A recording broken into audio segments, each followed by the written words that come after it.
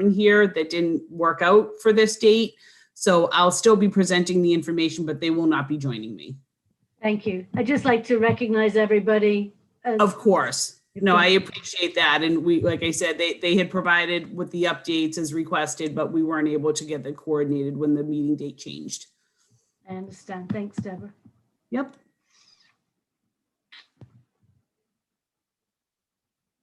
Okay, 6:01. Are we live? We are live. Great.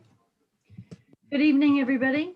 This is Pauline Proch, Chair of Nantucket School Committee. Welcome to the June 1st, 2021 School Committee meeting.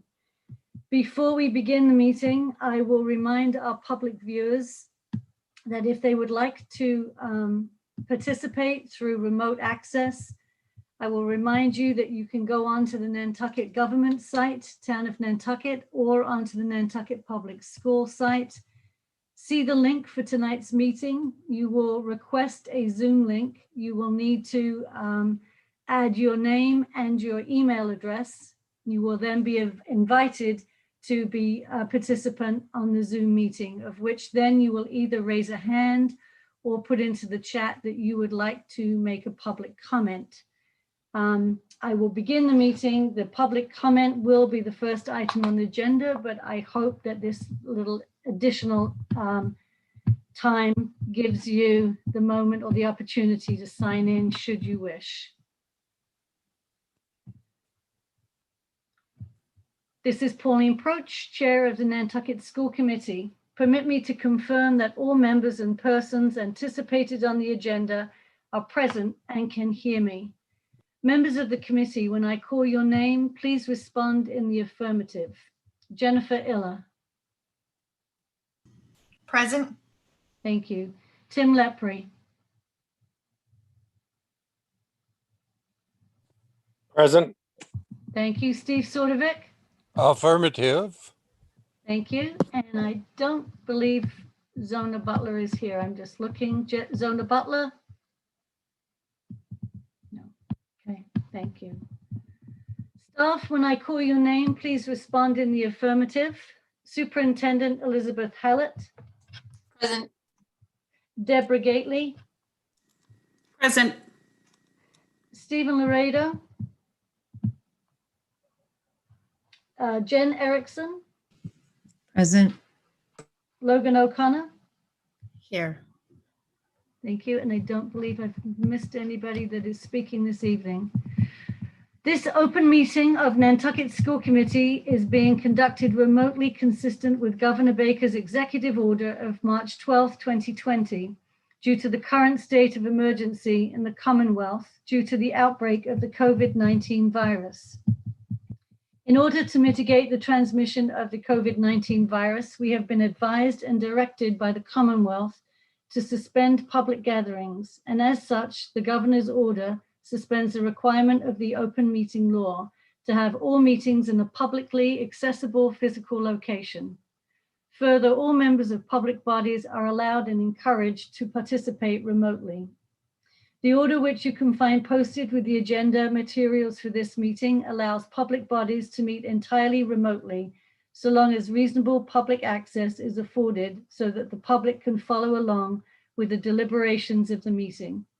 Ensuring public access does not ensure public participation unless such participation is required by law. This meeting will feature public comment. For this meeting, Nantucket School Committee is convening by video conference via Zoom webinar app, as posted on the town's website, identifying how the public may join. I'd like to call the meeting to order. May I have a motion, please, to approve the agenda? So moved. Thank you, Steve. May I have a second? Second. Thank you, Jen. May I have your vote, Tim?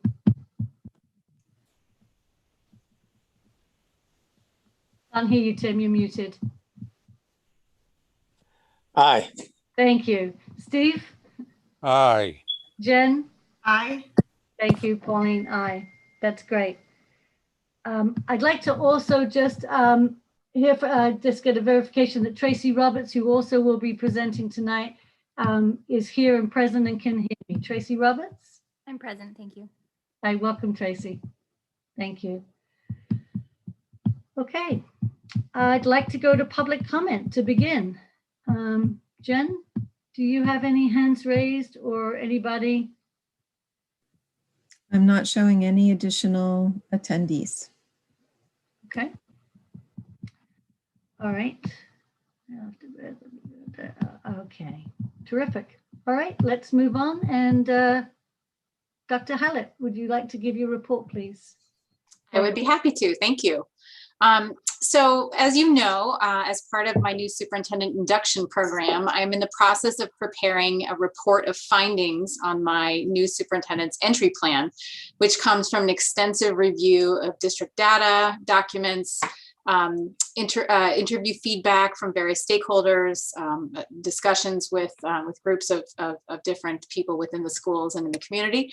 And with the urgency of focusing on more pressing needs throughout this pandemic year, the new superintendent coaches of my NSIP program have advised new superintendents to take their time to be sure that the report that they give is meaningful, intentional, and reflective, and that it also includes some of the data that was uncovered in this unique year as well.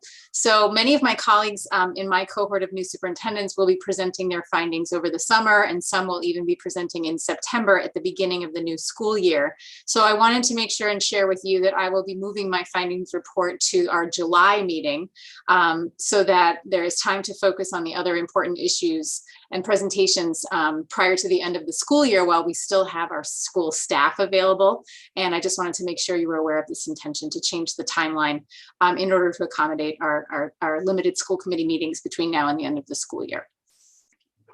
So I wanted to also provide a preliminary hiring update. Hiring season is in full swing in the district. Currently, we are looking for a total of 24 new teachers, and we've been able to fill 11 of those positions with some very talented educators. Obviously, we're still looking to fill more. We are also working on finding 6 new teaching assistants, 3 positions of which have already been filled. We have 3 ESP positions, and then 2 are tentatively filled. So we are moving right along. Clearly, you know, time is running, so we want to make sure we can get the best candidates in as quickly as possible. Each school has been completing screenings of potential candidates, pulling together interview committees, reviewing credentials, and setting up demo lessons where necessary. We are very pleased that some of the more difficult positions, such as our IDSC teachers at NES and NIS, have been filled.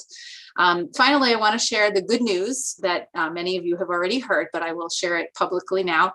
We have a new director of English Learner Services. Her name is Patricia Obi. And we also have a new director of athletics, and that is Travis Lombardi. So we are very excited to have them both join our district leadership team on July 1st. For MCAS, MCAS is almost finished with the final tests in NIS, CPS, and NHS. Science tests are on the docket for this week and next. And from what I can gather, it has been a fairly smooth administration, a little challenging for our 10th graders who have been out of practice with test taking. And these are longer tests than their students, the other students at CPS and NIS are taking. So it's been a little bit more, there's been a little bit more fatigue, but I'm sure that this is a situation that's been happening across the Commonwealth. And I'm sure that the Department of Education will be taking that into account as they score and calibrate tests. So I'm definitely happy to provide a more detailed report on June 15th if the committee should wish. And finally, I have enrollment. Our enrollment, you received the report. We're at 1,664 students this month. That is an increase of 3 students. We've seen 6 new enrollments and 3 new withdrawals. And that is all I have. Thank you, Beth. To the committee, and before I ask the committee for any comments, Amanda, I'm sorry, Amanda Mack is joining us this evening. Can you also verify you can hear me and I can hear you, please? I can hear you. Thanks. Welcome, Amanda. Any of the committee have questions for Beth? If you do, please just raise your hand. I can see you. It's a small screen tonight. So if you have questions for Beth, and I'm looking. to see Steve. No. Okay. All right. Moving on. Beth, did you want to add Tracy to this next part of the agenda? She is actually on the newer agenda. She is right away in the first section of presentations and discussions. Oh, I apologize. Sorry, I'm not looking at that agenda. I must have missed that. Okay. My apologies. All right. So Tracy, welcome. Thank you. Community School. I just wanted to address the school committee and explain so that no one was caught off guard at annual town meeting that there will be a technical amendment to our appropriation that is expected and we are in support of through conversations with Martin and our team. This year, we have decided not to move forward with the recreational MOU that we have had in place with the town for the last few years. Ultimately, it comes down to staffing, and the person that is in that position will not be continuing on with us in the upcoming year. So for our organization, it is best to not move forward with the rec MOU. We've had some meetings with the town and have put in place a pretty strong transitional plan so that programming can still continue out at the fields and at jetties this summer. But that will be overseen by a town employee as opposed to a community school employee. So you can expect to see our $500,000 appropriation come through, but you will also see a technical amendment that should not catch you off guard. So I'm happy to answer any questions, but I just wanted everyone to be prepared for that. I appreciate that, Tracy, very much. I think you were very clear in your explanation. I'm just looking to Jen, Steve, and Tim to see if they have any questions. No, Amanda? No, Jen, yes, please. Hi, thank you. Tracy, has there been any more conversation? I remember a while back there was a conversation about maybe you becoming part of the town entity, or under the town umbrella, more specifically for park and rec and stuff like that. Has there been any more conversation about that? Right now, the conversation has just surrounded this position within the rec world. But I think there'll be more conversations looking at different departments. But right now, I think we're comfortable where we are. And I think Beth continues to have conversations with Libby. But right now, the conversations for me have just been around recreational programs. Okay, thank you so much. Thank you, Jen. All right, thank you, Tracy, and we wish you good luck for the summer.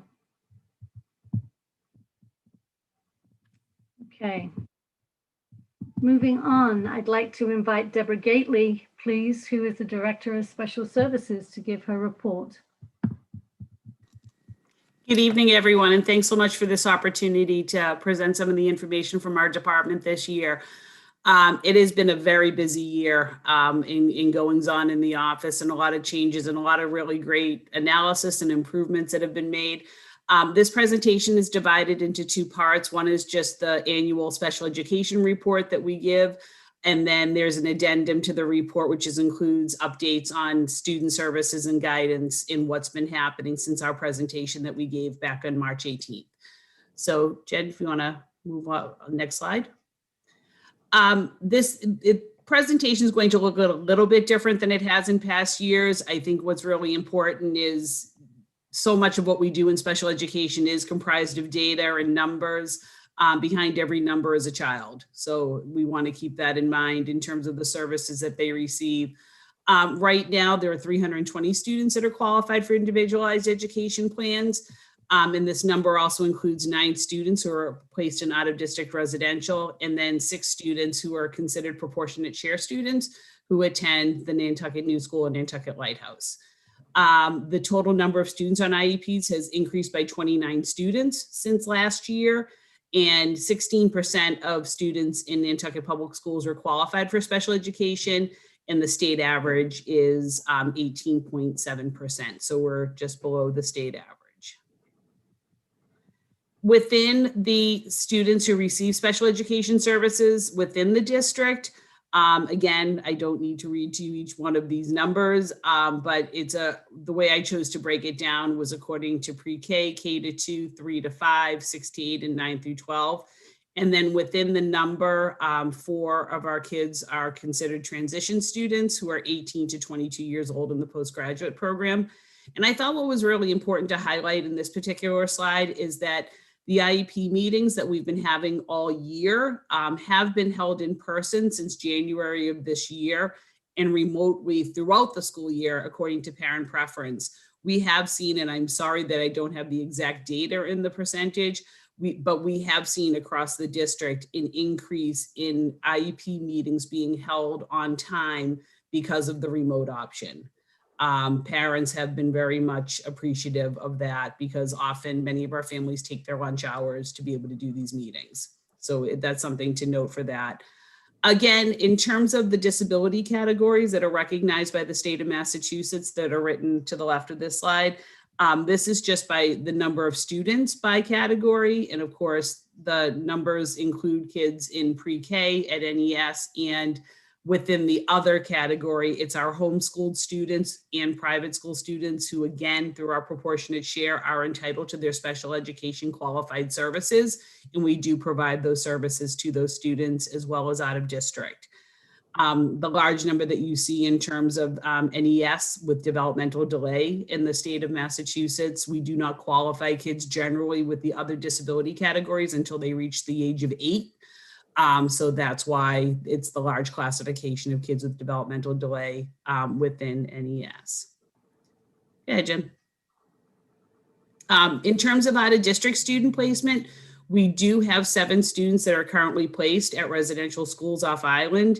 And I thought it was important to note that from this number, 1 student will be returning to Nantucket High School in September 2021.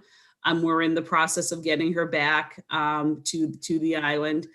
1 student will be turning 22 in October and will be discharged, and 1 student will be turning 22 in February of 2022 and will be discharged. So that number will decrease. It is important to note, however, that 2 students are currently awaiting placement. We have 1 student who was previously placed out of district by the district who had returned, and we've been working feverishly to get him replaced. And then there was a student who just transferred into the district that we are awaiting placement on as well.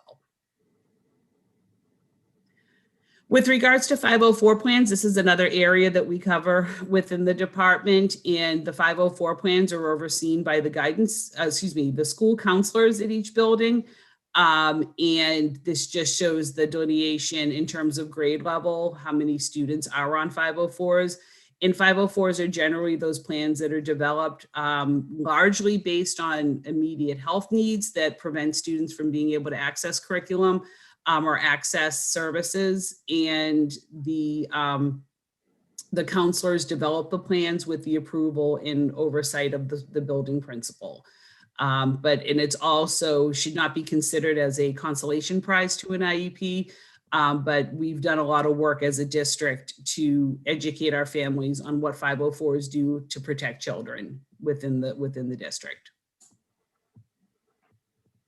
So as far as us resuming in-person learning within special education, as you all are very well aware, students qualified as high needs were asked to come back in cohort A to return to school back in September. We still had some families opt to have their students stay at home, and they did receive their IEP services remotely.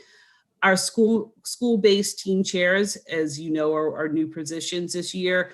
They assisted the liaisons in coordinating the past 2 assessments and began to quickly schedule the overdue IEP meetings that had been carried over from the previous year. Many parents opted not to have meetings between March and June of 2020 because of really needing to get things stabilized for their students. So many of those meetings were carried over to this year.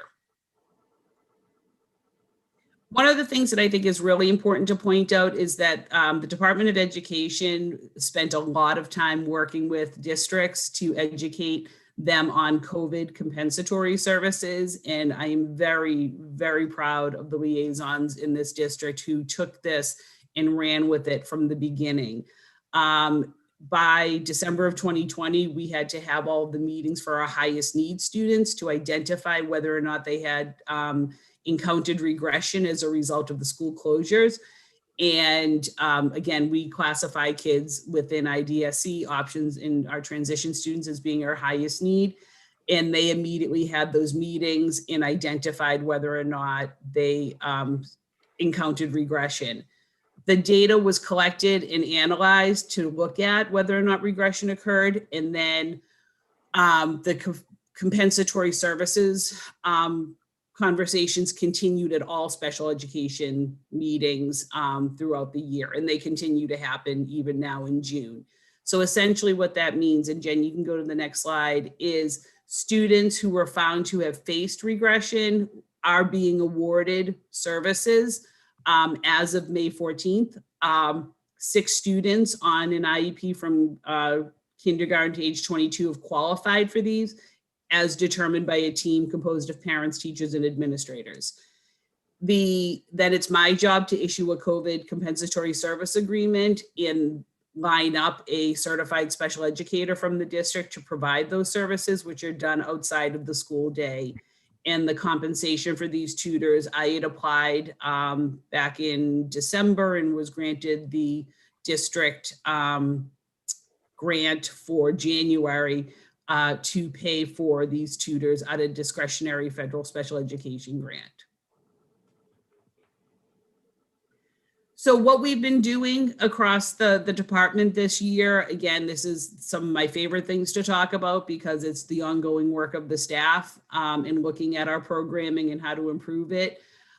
Back in January, from January to April of this year, 18 special services staff and general education teachers came together and formed an SEL study group and were able to develop specific entrance and exit criteria for the programs that we have.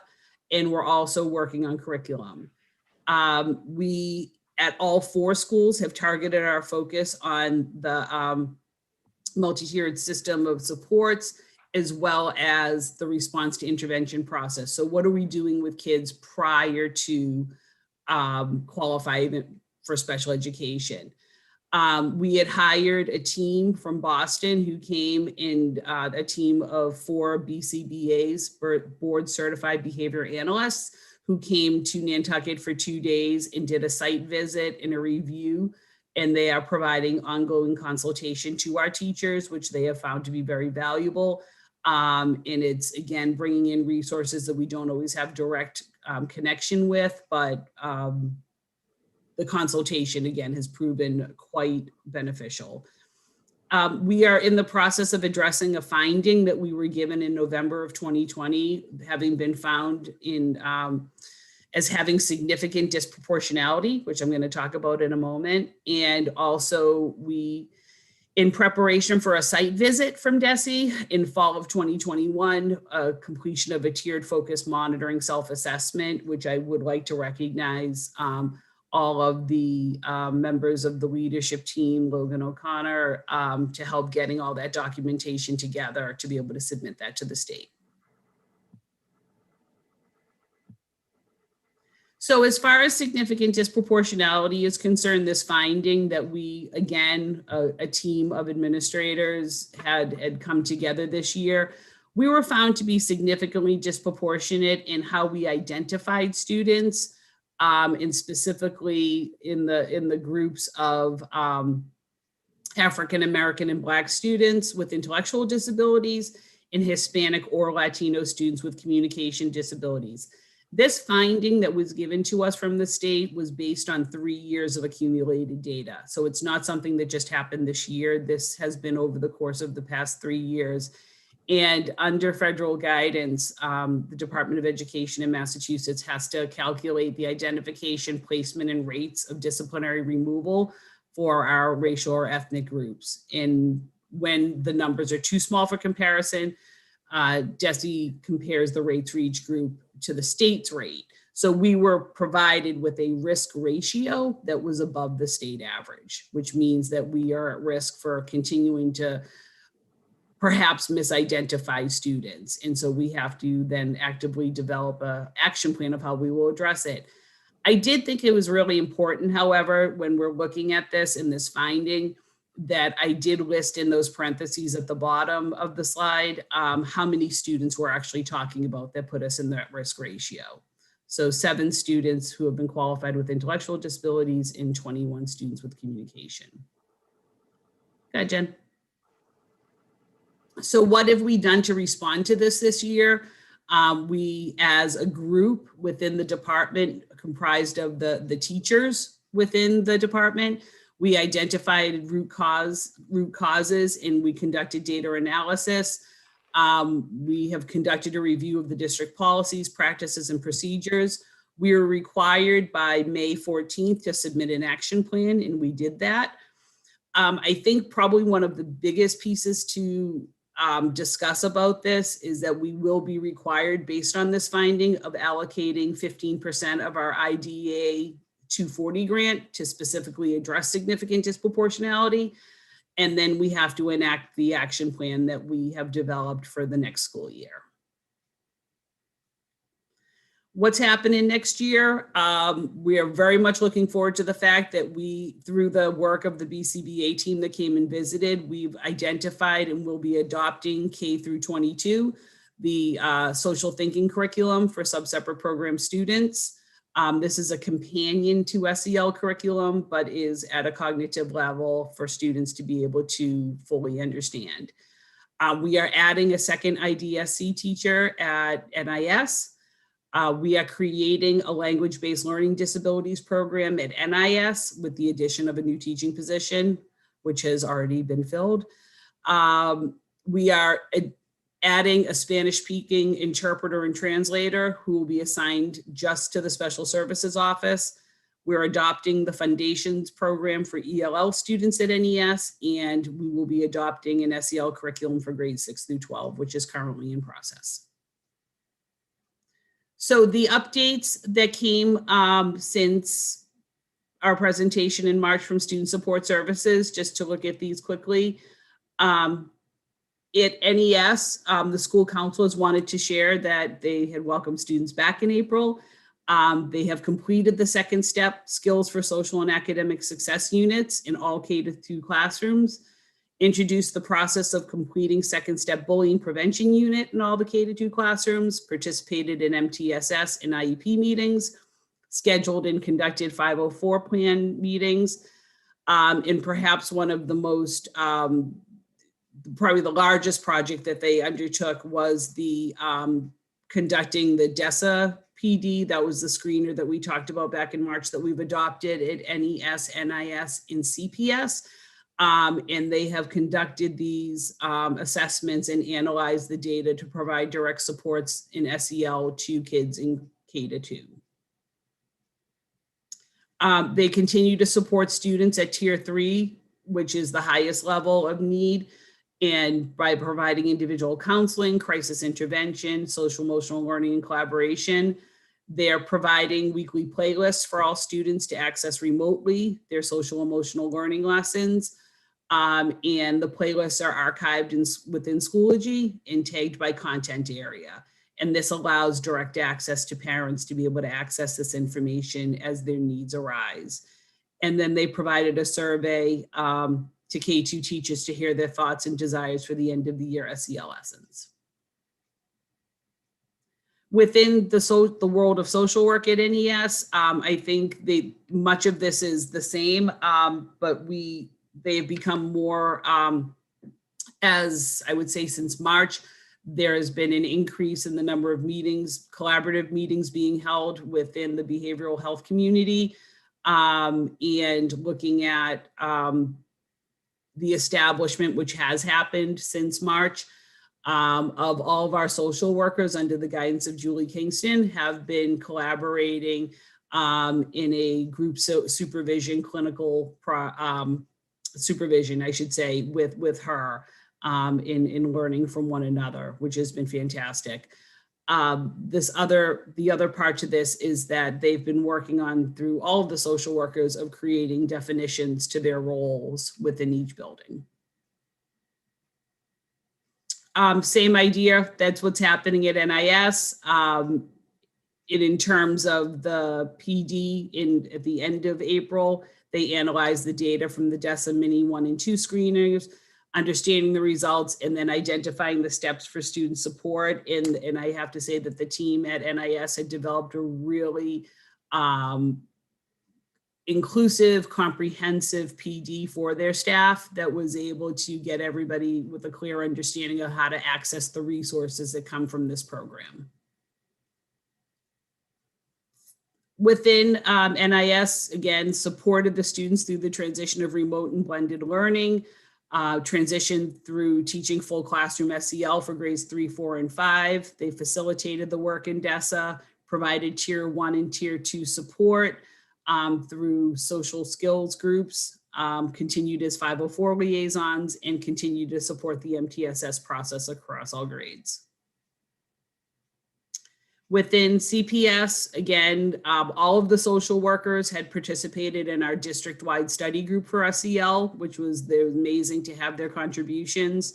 Continued to consult within IEP, MTSS, and student study support meetings, providing direct in-class support to our sub-separate programs as well as general education.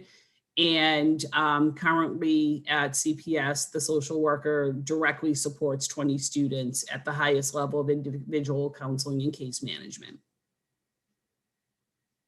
The school counselors at CPS, like at NES and NIS, continue to serve in their roles as 504 liaisons. They were happy to welcome most students back on the 28th of April. They guided and registered all 8th grade students for 9th grade classes at NHS. They've been using the DESA information that's come out of the screeners that they've conducted. They continue to participate in the weekly student support grade level team meetings, MTSS. And there was just, if anybody had an opportunity to see it, there's just a fantastic bulletin board and mural outside of the counseling office at CPS in honor of Mental Health Awareness Month, which was last month. At the high school, the students were welcomed back at the beginning of May. This was information also shared in another forum, but the Signs of Suicide program delivered to in-person seniors on Tuesday, May 11th, and Fairwinds, as well as the Nantucket Police Department, assisted. And they were provided, the same program was provided to cohort D students on Wednesday, May 12th and Wednesday, May 19th. The plan is before the end of this year that the 12th graders got it, and then the 9th graders will also experience that before the end of the school year. And then also participated in the SEL study group. As I mentioned before, Julie Kingston is providing a weekly supervision group to all of our social workers in preparation for their licensure. A teacher panel for college discussion was presented on April 14th. The second junior seminar was presented to juniors on May 18th, and a summer to-do list was developed to prepare students for college. Draft student schedules for next year are being distributed, and the counselors are working to make sure that all the students have the courses they need to graduate, as well as AP exam. The proctoring wrapped up. This was back in May when this was developed. And then MCAS proctoring has been ongoing within the high school by the counselors. I just wanted to finish this, and I'm sorry that she's not here tonight. The Office of Special Services, as of last Wednesday, Becky Earle, who has been our administrative assistant, has left the district to go work off island, and I would be remiss if I did not recognize her. She had been invited to the original presentation, but she is going on the boat for the last time tomorrow morning and was not able to be here for this, but I did want to recognize her to the school committee just for her unwavering support and care and commitment to this district for the past 19 years. We are all feeling her absence. We are very confident that we will move on well. Yep, her 19th year would actually have been within the end of the calendar year. Bogan, thanks. But as a matter to just wanting to make sure that she was recognized for all participants, we are going to miss her, but we wish her very well. And that's all I have. Thank you so much, Deborah. That was a very, very thorough presentation. Thank you. I'm looking to the school committee members to raise your hand, please, if you have a comment, a question. Steve, please. Yes, nice job. Tons of information, but I guess I'm confused a little about this regression business. Sure.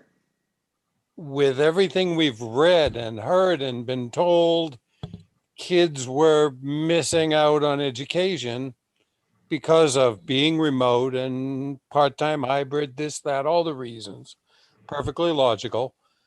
How did we just end up with 6 students who are getting, did you call it compensatory assistance?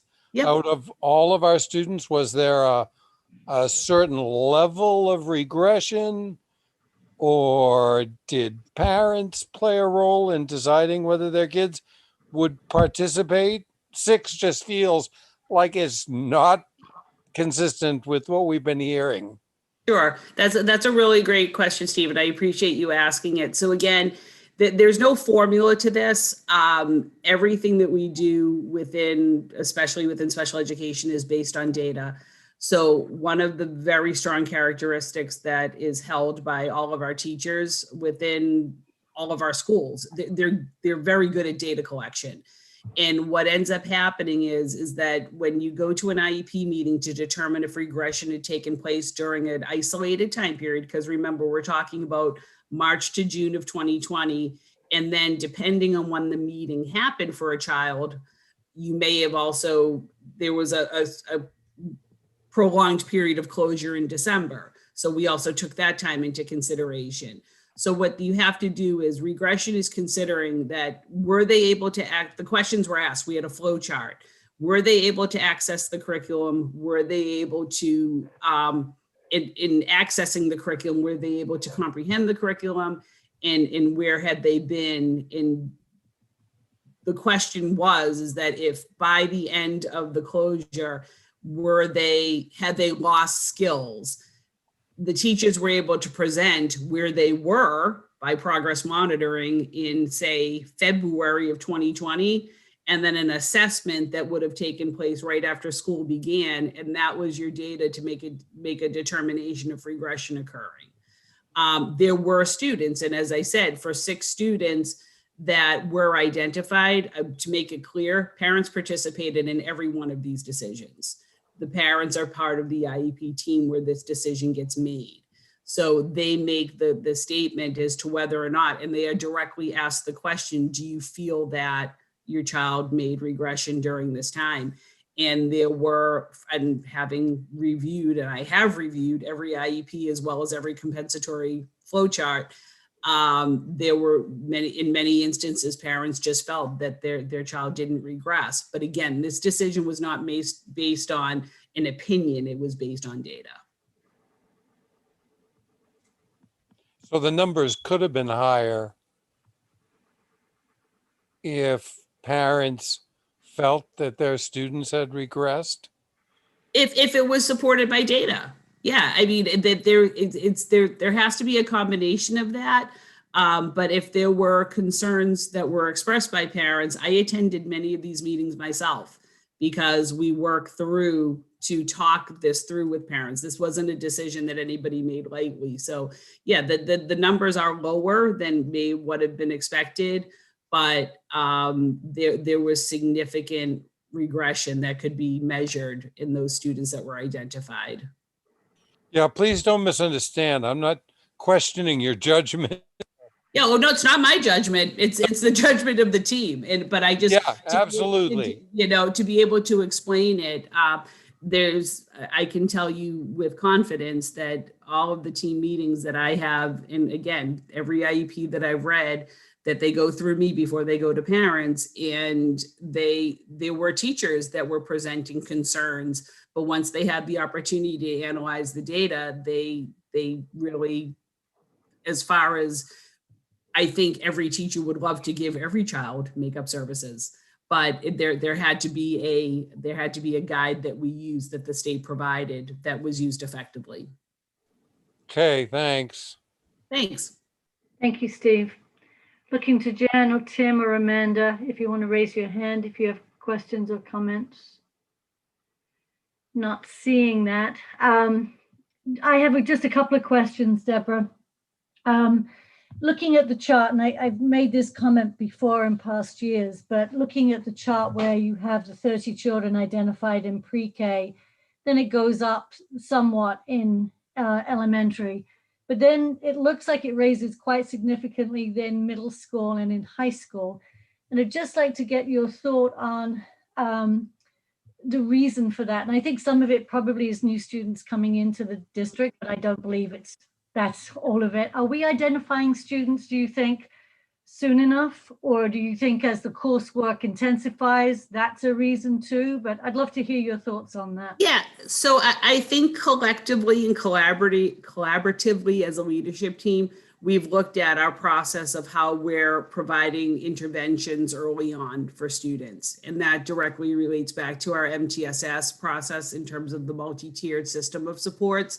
There are a lot of things that we've been giving students that have nothing to do with an IEP, and nothing to do with a 504, but it's in terms of organizing the structure. So we sometimes find with especially families who aren't completely familiar with the process of spending the time educating them, and also educating our staff to say, you can do this and this or this before we go to that process. And as we're strengthening the whole student review process of, when someone says, I think he might need services or she might need services, we're finding that the earlier we can get that done, the fewer kids that will be qualified. Because again, special education is completely based on specially designed instruction, that something has to be accommodated or modified for a student to be able to access the curriculum. And in some cases, that's not needed. It might just simply be the way something is presented to a child that doesn't have to go through, because every time we qualify a child for special education, we're taking 45 days to make that decision. And there are so many other things that can be put in place prior to that qualification period being over. Yes, Pauline, I would agree with you that there is a certain number of students that are brought in to the district that bring in their IEPs with them as well. But it does have to do with what we're doing for kids early on. And I would have to say, usually, effective change takes 3 to 5 years. It would be my prediction that over the course of at least the next 3 years, you're going to see a change in some of those numbers because of what we're doing more in the K to 5 level. Yeah, thank you. I know I've asked this question privately in our group behavior health meetings, but I'd like to ask so that our public can hear this too. Does the school provide opportunities for a family that's coming into this arena brand new? Do we offer the opportunity to have an outreach so that parents can understand the access and the parameters of special education? And are there mentors on the island that the school can at least give a list of names or recommendations to help families navigate? Because this is such a complicated area and very emotional. It's certainly if it's a parent's first time going through this process. Yep. So we definitely we're firming that process up. I feel, the existence of our fantastic, special needs advisory council in branching out to get more information out to the community in terms of the Island Disability Coalition work that we've been doing with, we've been doing a lot of work in conjunction with Martha's Vineyard and sharing resources. But the reality is that this is an area that more, for the lack of a better term, PR needs to be done to get people out there.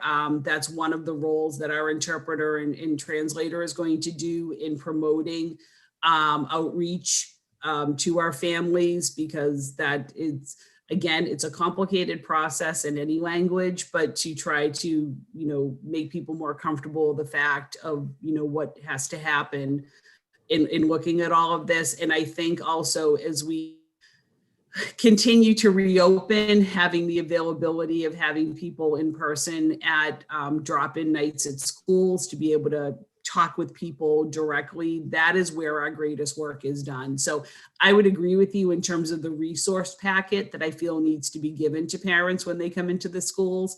I think that's something else that can be effectively improved. Thank you, Deborah. And my last question, and I'm sorry I didn't get to email this question or request prior to the meeting, but may not surprise you. I'm just interested in the demographic of the students, of the numbers that you presented tonight. Yeah.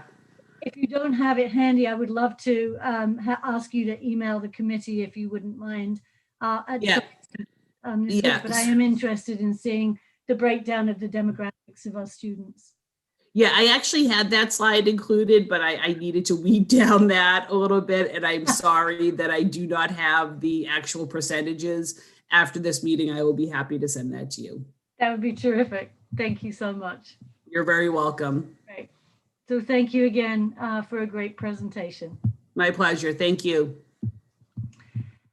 I do not believe Steve Laredo is present tonight, but we do have the Director of Curriculum and Assessment, Jennifer Rabel, who's going to do an update on Civics Project.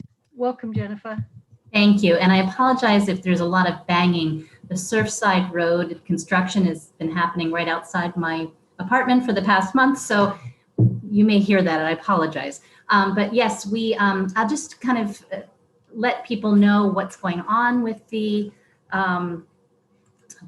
project. I don't have a presentation per se, but I wanted to just let people know where we are and what the project is. So in Massachusetts, the Board of Education in 2018 adopted a revised history and social studies curriculum framework, which included one of its core priorities, an aim to emphasize and expand civics education across all grades. It was Chapter 296 of the Act of 2018, an act to promote and enhance civic engagement. And part of what it included was a student-led nonpartisan civics project to be required or to be offered to each student in 8th grade, which is an entirely new curriculum, which is a civics curriculum, and once in high school. And districts can decide when in high school that civics project is offered. As a district, we've decided to offer that as part of the US history curriculum. And so every student enrolled in US history will complete a civics project as part of their required classwork. And this year, the project is being completed in this quarter, the 4th quarter. And the goal of the project is for students to deepen their knowledge and application of civics related skills and dispositions within local and global contexts. Also for students to expand their knowledge and skills within the social sciences to more truly understand the political, social, and economic context of local and global issues. And it also provides students an opportunity to take informed and intentional action with the goal of effecting real social or political change. So what is the project? Students will identify an issue affecting their local community. They will complete research and collect information about this issue from a variety of sources. And then they will identify community members, organizations, and leaders who are related to the issue. And they will create a publicly available either public service announcement or some other presentation about their issue with the goal of drawing attention to the issue and motivating decision makers and other members of the community to take specific action regarding the issue.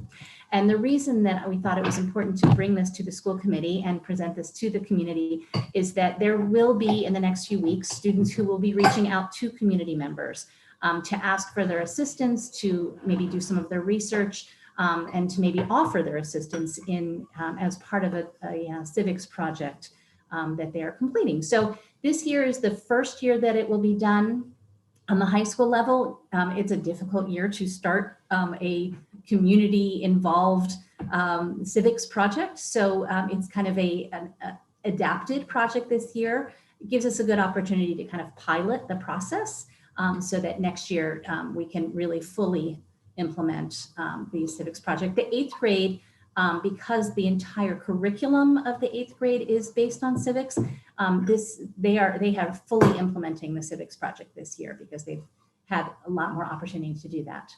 But I can take any questions if anyone has any questions about it. Thank you, Jennifer. Looking to the school committee to see if you have questions. If you could raise your hand, comments. Amanda, Tim, Jen, no? Any, Oh, you're there, Tim? Sorry, I didn't see your hand up. Please, Tim. You're muted at the moment, Tim. suggest topics?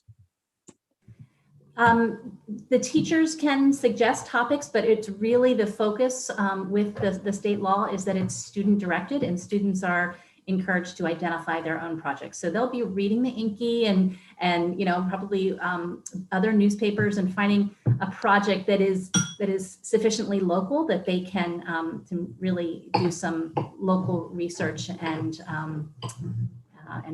action. So they can be descending on the town hall with torches to accomplish their wishes.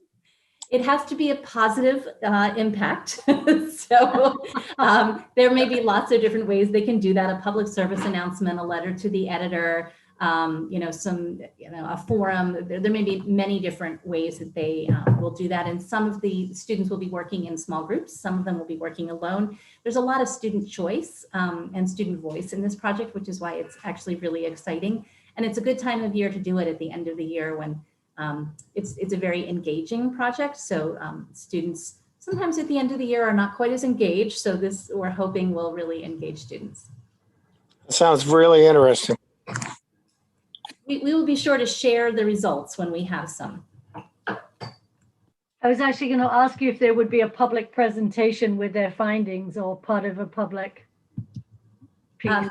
The Principal Mandy Vassal and I are working on how to make that happen. Okay, that'd be great. Selfish reasons I asked that. That would be kind of fun to listen in. So thank you.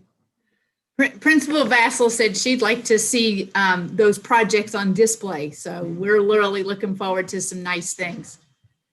That would be terrific. It would be nice actually if the town building would, if you had it in print, would allow them on the walls or something for a period of time. That would be great. Well, thank you very much, Jennifer, for your report.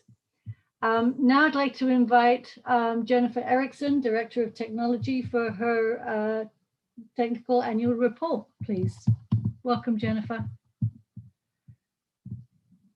I always forget the mute button. This is my annual report. It's been a wild year, as you know. Every year I make a little note of a little piece of information about my team. And I just wanted to point out that the members of the team, myself, Joanne Johnson, and Jamie McCoy are year-round employees. And the other three are technically 10-month employees. So when we go into this summer, especially after the crazy year it's been, the 3 10-month employees are not working all that many hours this summer. So it's going to be just the 3 of us to catch up with all this stuff. Accomplishments at the district level, we're getting devices out to all the students. We were able to replace most of the Windows laptops for all the teachers. We got our ticketing system up and running.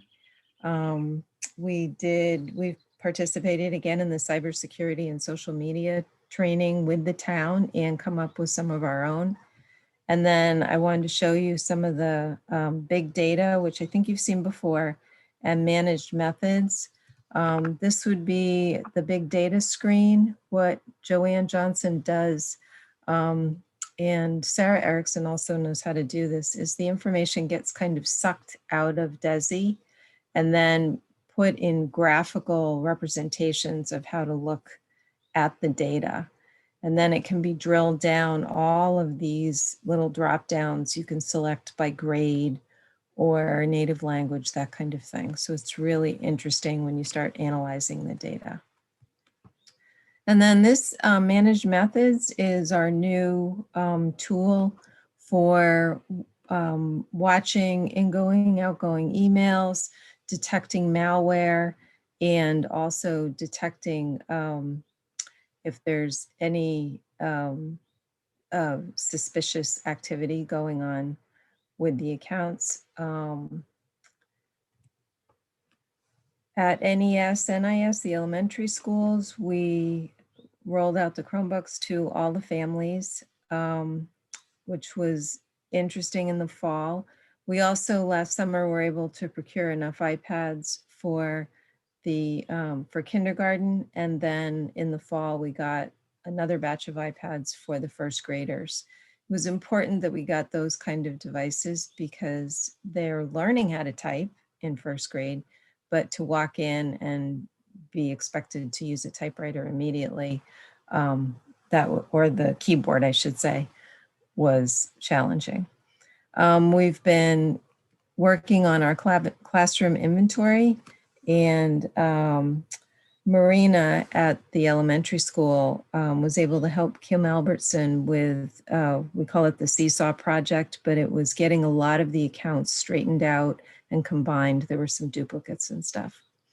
At NIS, we were, again, rolled out the Chromebooks. We were able to go one-to-one in all of the classrooms, and Jaime Saravia is able to offer bilingual support, not just at NIS, but to all of the families in the school system.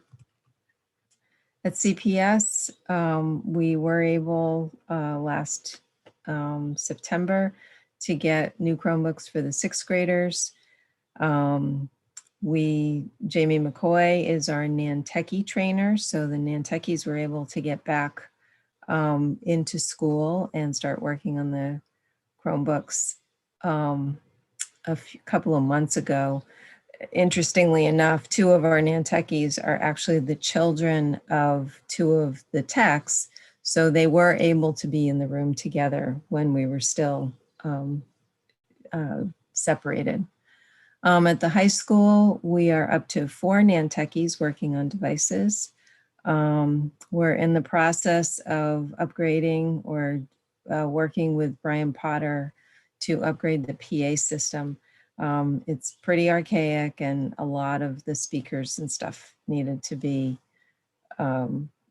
replaced, serviced, that kind of thing. And of course, during COVID, we were able to provide remote support. At the community school at 56 Center, we were able to upgrade the connectivity and make sure that the testing center got back up and running when they were able to reopen. To give you an idea of the devices that we needed to purchase to get through the year, it was a one-time opportunity, you'll see here, to get iPads, and we were also able to get quite a few laptops. Some of them fell into last fiscal year, and then the rest fell in this fiscal year, so we were able to get the teachers new laptops. The devices by year, again, different representation, but this would show the iPads, big surge in purchasing those, and this would show the big surge in the laptops. Professional development, both for our staff and for our staff to train others. We have been, Marina, of course, is working with Seesaw. Mosul is the program that we use to manage the iPads. Everybody knows what we've been doing with Google. Azure is a cloud-based program that we use to manage the teacher laptops. And then the TipWeb IT is what we're doing to get our inventory into shape. And the cybersecurity is the 2 different programs, one with the town and one with the staff. Of the administrative functions, we hope this summer to really get family participation in entering the information into the family portal using the Family Connection. As of right now, we will be doing family days. One will be on Saturday, August 28th, late morning, I believe. and then on the evening of September 1st. And we will provide the students the ability to come pick up their Chromebooks if they have not kept them for the summer. We are encouraging all families to keep a device if that is their only internet access. So we're encouraging them to do that. And then at the family days, we will also have probably at least 6, maybe even as many as 10 like stations where people can come and get support in figuring out how to enter that data. We were invited by the state to participate in a program called the Data Hub, and that program's spinning up this summer, and it will be collecting data from various resources, similar to the Big Data Project where the data comes out of DESI, but the Data Hub will allow us to gather information and then share it through what we call syncs, so that we can take our information and send it to other software and cloud services so that they have our accurate information as far as logins and that kind of thing. And of course, we do our SIMS, EPIMS, and SCS reporting. Looking ahead to 2021, 2022, equity is a huge thing for me. I want to make sure that all the students, all the families have access to good technology, both in school and at home. We'll be continuing the one-to-one program with new Chromebooks for 6th and 9th graders. We were already able to get new Chromebooks for the incoming or the 3rd graders that would be coming in the fall. And we will be implementing our ticketing system, the Get Help system, so that the tickets will automatically feed to the appropriate people that can help. And then we have annually our network upgrades through the E-rate program. Any questions? Thank you, Jen. I'm looking to Steve, Jen, Tim, or Amanda. If you've got questions or comments. No? Okay, I see Amanda. Oh, Steve, I see your hand up. Yeah, I just would like to do this as a shout out, I guess, considering everything y'all have had to do to get all these families up to speed and all these kids up to speed. I admire the work you're doing. Thank you. Tons. You're welcome. You're here. Thank you, Steve. Amanda. I also just wanted to say thank you. It sounds like this year has not been easy, but we're very grateful for all of your support. So thank you. You're welcome. Thank you. Yes, I was also going to say the same. Your team has worked tirelessly throughout this entire year. And I think, you all need to be applauded to just how quickly you were able to turn around on the spot and get laptops and computers and iPads into the hands of students. And I know sometimes it was going to the houses and making sure everybody was set up. And so thank you, because I don't think we really missed a beat. And that was because of your dedication and your team's dedication. So thank you, Jennifer. And I know when we first heard the term Nantuckies, which I think was last year, and I just love it. It makes me smile. I think it's a brilliant, brilliant program. And I've seen them during the school in the summer walking around, and it just is lovely to have them learning as they're going and being part of your team. So kudos to you for bringing that up. So well done. Thank you so much. Okay, we're moving on to votes now that we have finished our presentations. So I will ask you all please to unmute so that you can just stay unmuted while we go through votes to be taken. May I please have a motion to accept the Teaching Assistant Collective Bargaining Agreement 21 to 2024? So moved. Thank you, Steve. Second. Thank you, Jen. Tim, may I have your vote? Aye. Thank you. Just stay unmuted if you would for a minute. Steve? Aye. Thank you. And Jen? Aye. Thank you. Pauline, aye. May I please have a vote for the donation of the Craftsman air compressor from W. Michael Kozort to NIS for $150. So moved. Thank you. Steve. Second. Jen, thank you. Tim, may I have your vote?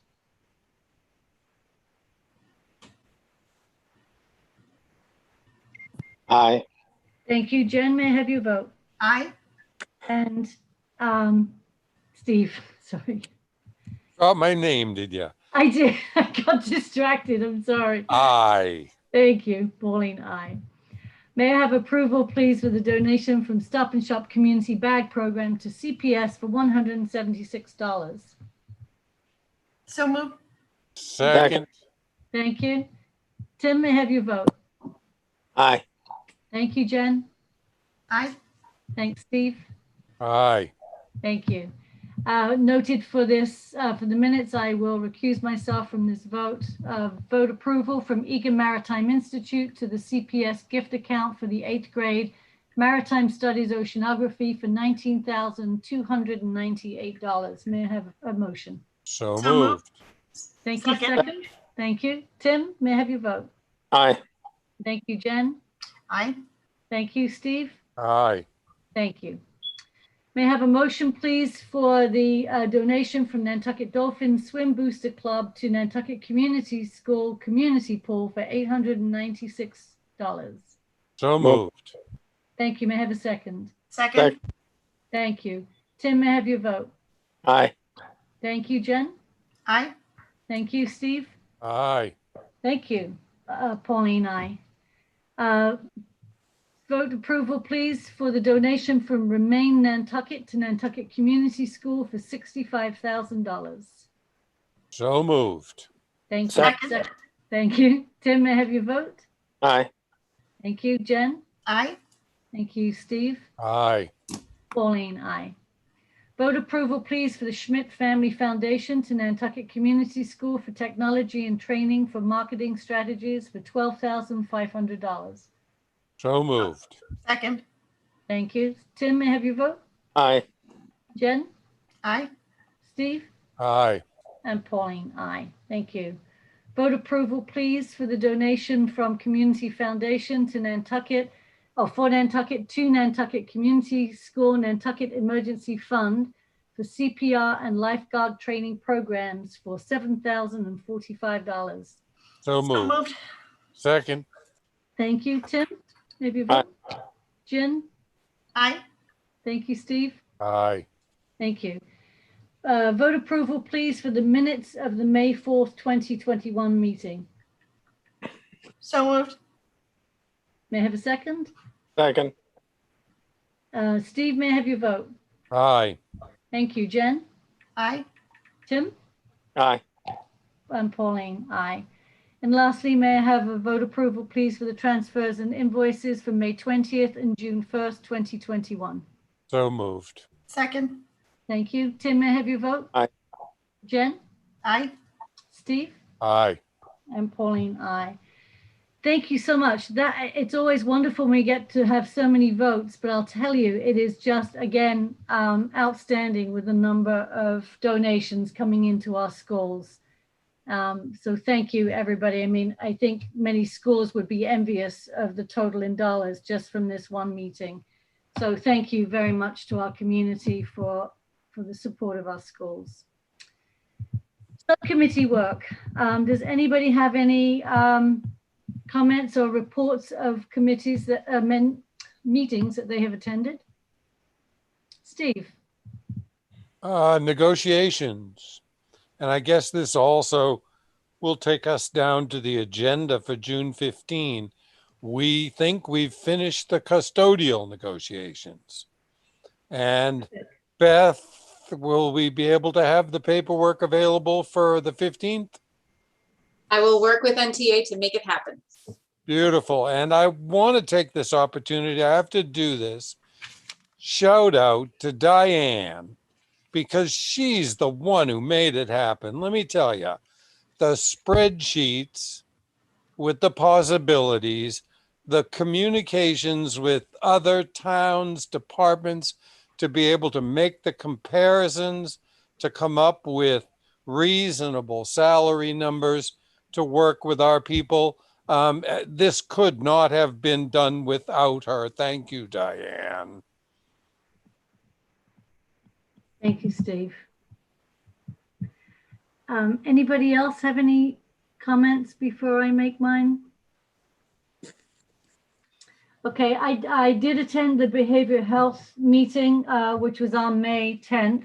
And actually, Deborah Gately has done a terrific job, and pretty much, I was just going to give an outline, but I think in your report, you covered a lot of that meeting. And it is always a pleasure to sit in on meetings. Steve joined the meeting as well, this last visit. And I just think it's great that you all take the time out of your very busy days to really connect and discuss what is really there for student support and ideas going forward. So it's always a privilege for me to sit in on that meeting. So thank you all. And that's our principals, our social workers, our counselors, our superintendent, special education. It's just, and then outside community members too. So thank you. Thank you so much for that. Before I go on to Amanda Mack's presentation, I understand it is someone's birthday tonight. So, or today, the whole day. I'm not going to ask folks to sing to Mike Horton. Where are you, Mike? Did you just come off? You just went off screen. You were just there. Happy birthday, Michael. And what a guy to come in tonight. So, any happy returns. Thank you. There's no place I'd rather be. Oh, really? I don't want to believe that, to be honest.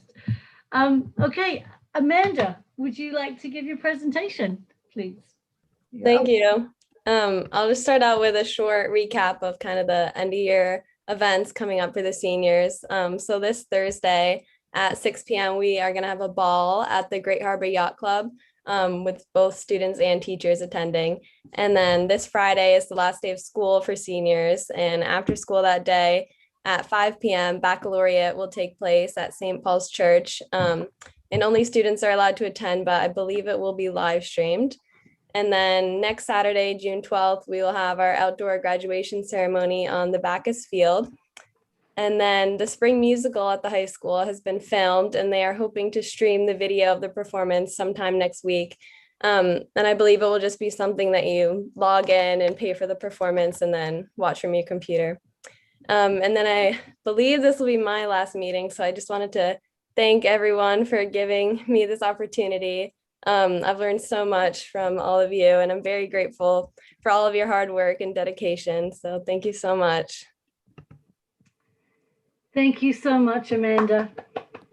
Agreed. Thank you Goodness. too for taking Yeah. the time to bring us the students' perceptions. And I have to say, I think we all were touched at your editorial, but to have that recognition of your community and all that it's given you, it was just, I think for everybody who volunteers and everybody who works hard in the school to read that, I think that was just a lovely way to say thank you. So thank you back to you, Amanda, and you will be missed, and good luck. Thank you. Okay, let's see where we are with the agenda. Next meeting, we have the workshop meeting that I think you've all received the agenda for June 3rd. We will be beginning, there's some revisions on that agenda, but we will be beginning at 5 o'clock. And then we will be going into executive session after that meeting. And then we have June 15th. And I'm just seeing the athletics annual report. Well, to which I think we thought we can add the custodial collective bargaining agreement. Yes, and I'm just looking for the horizon. I know it came in later. Let me just look to see what's on that. Sorry.